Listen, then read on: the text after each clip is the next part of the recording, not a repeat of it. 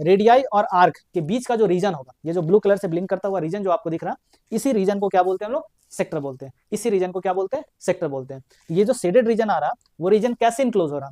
तो radii that is OA and OB और arc से इनक्लोज्ड रीजन है ये, ठीक है।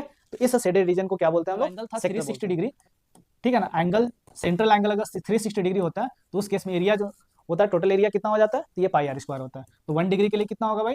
तो πr² अपॉन 360 डिग्री, तो नॉट डिग्री, ओनली 360 डिग्री तो यहाँ पे। उसके बाद अगर थीटा होगा तो उसके लिए कितना लिखेंगे? थीटा एंगल के लिए तो πr² थीटा अपॉन 360। अंडरस्टैंडिंग? तो इस तरह से कैलकुलेट कर सकते हैं। या हेलो बच्चों, फिर से मैं आपका स्वागत करता हूँ अपने इस यूट्यूब चैनल में। और आज की इस वीडियो में लोग बात करेंगे सेक्टर क्या होता है और एरिया ऑफ सेक्टर कैसे कैलकुलेट करते हैं, ठीक है। तो ये जो क्लास 10th का चैप्टर है, एरिया रिलेटेड टू सर्कल, ये हमारा थर्ड लेक्चर है, आज का थर्ड लेक्चर होने वाला है। और एरिया रिलेटेड टू सर्कल जो चैप्टर है उसमें एक टॉपिक आता है, उसमें कॉन्सेप्ट आता है सेक्टर। तो सेक्टर का मतलब क्या होता है और एरिया ऑफ सेक्टर कैसे कैलकुलेट करते हैं, वो मैं आज यहाँ पे डिस्कस करूंगा। ओके, बहुत छोटा सा वीडियो होने वाला है। और इससे पहले की वीडियो में अगर आपने फॉलो किया होगा, वीडियो को देखा होगा, तो मैंने वहाँ पे सर्कल का बेसिक कॉन्सेप्ट के बारे में डिस्कस किया। एरिया ऑफ सर्कल क्या होता है, सर्कमफेरेंस ऑफ सर्कल क्या होता है, और उसी पे बेस्ड कुछ बेसिक प्रॉब्लम्स मैंने डिस्कस किया है। अगर आप उस वीडियो को नहीं देखा तो काइंडली उसे एक बार जरूर देख लें। ओके, अगर आप इस चैनल पे नए हैं तो काइंडली चैनल को जरूर सब्सक्राइब करें। अगर ये लगता है वीडियो किसी के लिए हेल्पफुल हो सकता है तो आप उसके साथ शेयर भी कर दें। अगर आपने वीडियो को प्रॉपरली फॉलो किया होगा तो आपको ये मालूम होगा मैं किस तरह से सारी चीज़ों को डिस्कस कर रहा हूँ, कितने बेहतरीन तरीके से हर कॉन्सेप्ट को मैं डिस्कस करने का कोशिश कर रहा हूँ। कॉन्सेप्ट आपका इतना क्लियर हो जाएगा कि एग्जामिनेशन में अगर कोई नया क्वेश्चन भी आ जाता है तो आप उस क्वेश्चन को इजिली हैंडल कर सकते हैं, क्योंकि आपका पूरा कॉन्सेप्ट क्लियर होगा, ठीक है ना। प्रॉपर डायग्राम के साथ मैं यहाँ पे चीज़ों को डिस्कस कर रहा हूँ। ओके, तो चलिए वीडियो को स्टार्ट करते हैं। तो सेक्टर का मतलब क्या होता है? तो सेक्टर बेसिकली क्या होता है? सेक्टर जो होता है सर्कुलर रीजन का ही एक पार्ट होता है। मतलब पूरा सर्कुलर रीजन अगर हम ले लें, पूरा सर्कल का एरिया ले लें, तो उसका कुछ हिस्सा जो होता है वही क्या होता है? आपका सेक्टर होता है। तो sector of a circle is the part of the circular region enclosed by 2 radii and their intercepted arc. समझते हैं क्या होता है? तो ये हमने क्या लिया? पूरा सर्कुलर रीजन लिया, पूरा सर्कल का एरिया हमने यहाँ पे कंसिडर किया है, ठीक है। अब क्या करते हैं, सर्कल का 2 रेडियस यहाँ पे ड्रॉ करते हैं, ठीक है। तो एक रेडियस हमने OA लिया, दूसरा रेडियस हमने OB लिया। तो इसके कॉरस्पॉन्डिंग जो आर्क होगा वो कौन सा आर्क होगा भाई? तो इसके कॉरस्पॉन्डिंग आर्क हो गया आर्क AXB। ये जो रेड कलर से दिख रहा ये आपका हो गया कॉरस्पॉन्डिंग आर्क, ठीक है ना, समझ रहे? तो ये कॉरस्पॉन्डिंग आर्क हुआ। तो इसके बाद रेडियाई और आर्क के बीच का जो रीजन होगा, ये जो ब्लू कलर से ब्लिंक करता हुआ रीजन जो आपको दिख रहा, इसी रीजन को क्या बोलते हैं हम लोग? सेक्टर बोलते हैं। इसी रीजन को क्या बोलते हैं? सेक्टर बोलते हैं। तो ये जो शेडेड रीजन आ रहा वो रीजन कैसे इनक्लोज हो रहा? तो radii that is OA and OB और आर्क से इनक्लोज्ड रीजन है ये, ठीक है।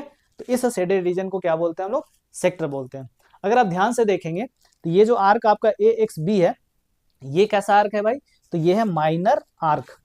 तो अगर आर्क आपका माइनर आर्क होगा तो उस समय जो एरिया निकल के आएगा, किसका एरिया? सेक्टर का एरिया। तो उस सेक्टर को क्या बोलेंगे, या जो ए सेक्टर आएगा उस सेक्टर को क्या बोलेंगे? Minor arc.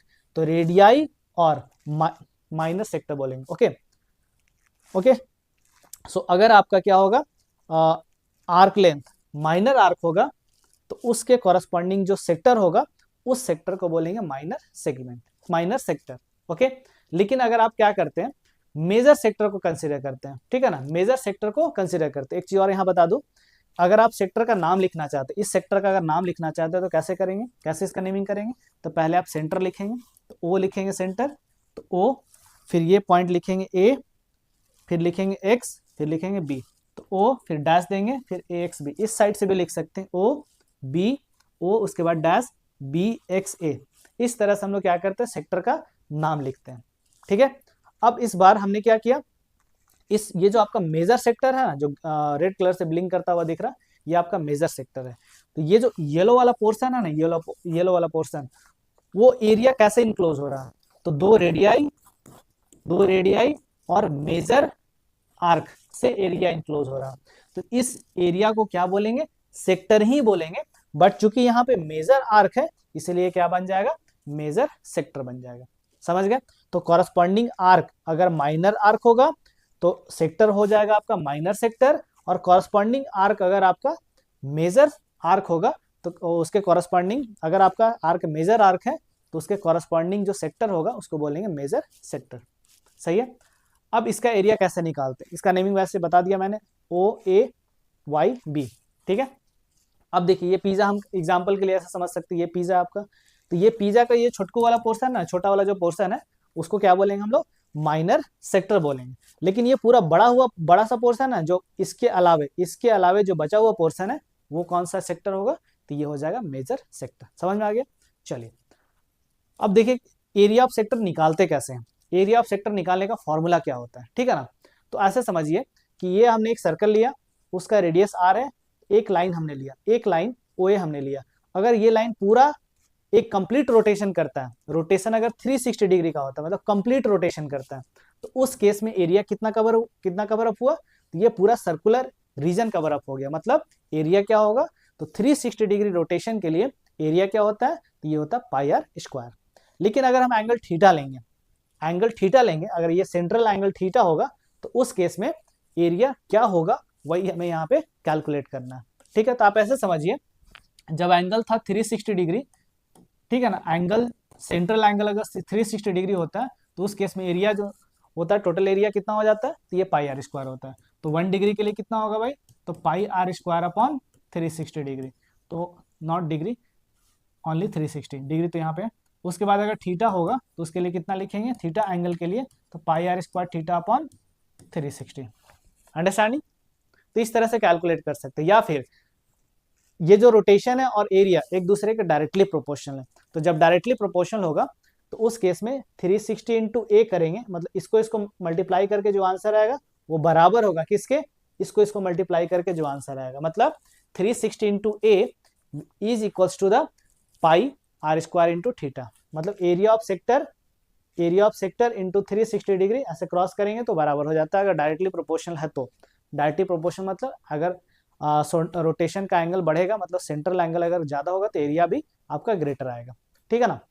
इसको सॉल्व करेंगे तो एरिया ऑफ सेक्टर निकल के आ जाएगा theta upon 360 into pi r square.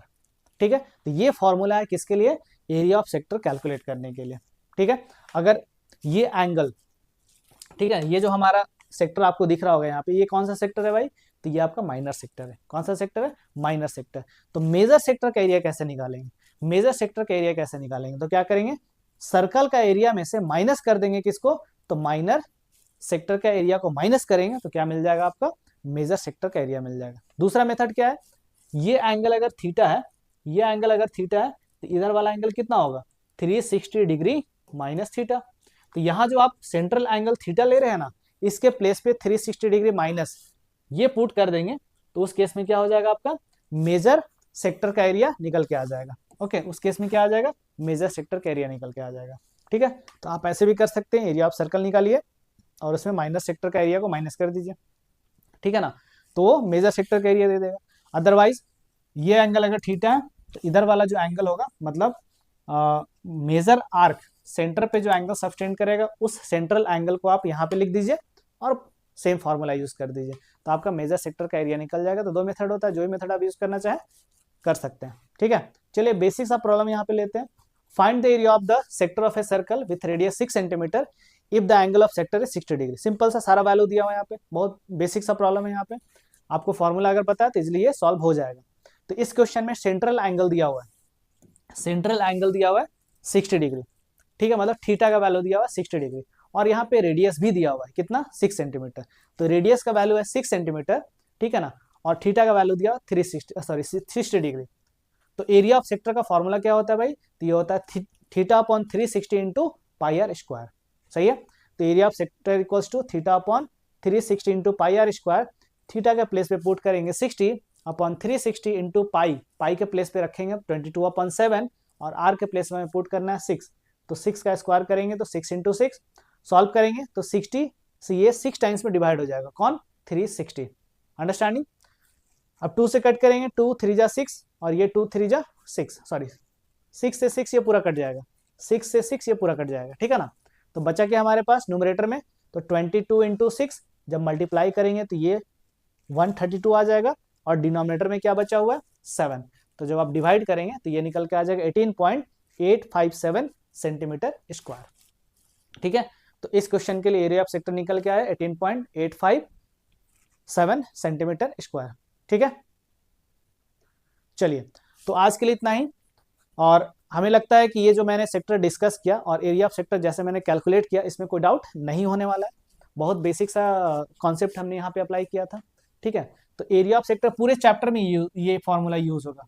Area of sector equals to theta upon 360 into pi r square. ये फॉर्मूला आपको याद रखना है, पूरे चैप्टर में ये फॉर्मूला यूज होने वाला है। ठीक है, अगर अभी भी कोई डाउट आपको रहता, कोई क्वेरी है, तो आप हमें कमेंट करके जरूर बता सकते हैं। ओके, अगर आप इस चैनल पे नए हैं तो काइंडली चैनल को जरूर सब्सक्राइब करें। अगर ये लगता है वीडियो किसी के लिए हेल्पफुल हो सकता है, ये वीडियो किसी के लिए हेल्पफुल हो सकता है, तो उसके साथ शेयर भी करें। Okay, so thanks for watching my video. मिलते हैं नेक्स्ट वीडियो में।